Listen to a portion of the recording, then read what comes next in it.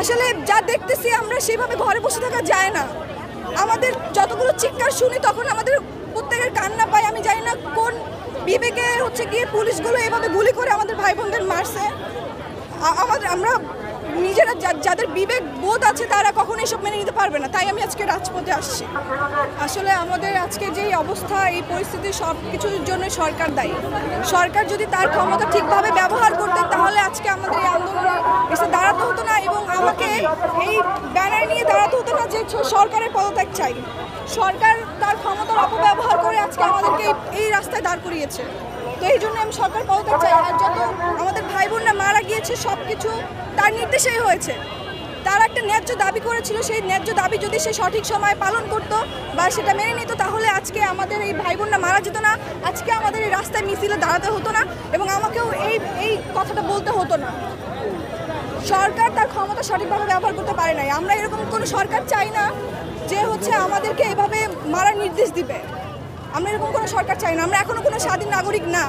স্বাধীনতা এসেছিল 1971 সালে, সেটা শুধু শেখ পরিবারের জন্য, আমাদের জন্য না। আমরা এখনো বাক স্বাধীনতা পাইনি, আমরা এখনো সঠিকভাবে কথা বলতে পারি না।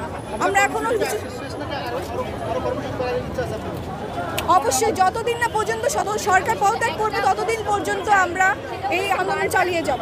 আমার দাবি একটাই, আমি সরকার পদত্যাগ চাই। আমি কোনো 9 দফা দাবিও কোনো বিচার চাই না। আমি কার কাছে বিচার দিব? আসলে সরকার যেখানে নিজেই মারার নির্দেশ দেয় তার কাছে বিচার দিয়ে তো লাভ নাই। সে কখনো সঠিক বিচার করবে না। আমি জানি না তারা কিসের ভয় এখনও ঘরে বসে আছে, কারণ এখন এই আন্দোলনটা হয়ে গেছে পুরো দেশবাসীর, আমাদের পুরো বাংলাদেশের মানুষের।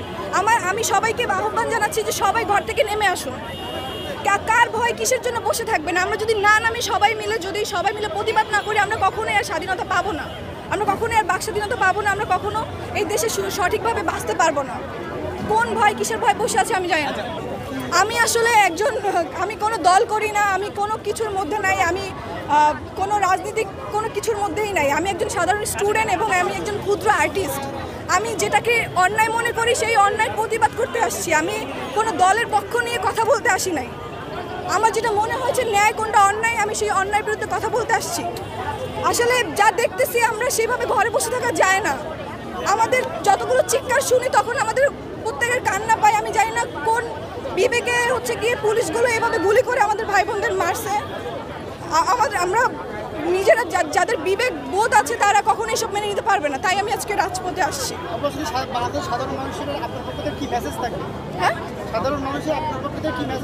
সাধারণ মানুষকে আমি এটাই বলবো যে আজকে না আমার সময় হয়ে গেছে। কোনো কিছুর ভয় পাবেন না, কোনো কিছু ভয় পাওয়ার দরকার নেই। আপনারা সবাই আসুন। আমরা যদি সবাই নামি তাহলে আমরা আবার নতুন করে একটা স্বাধীনতা পাবো।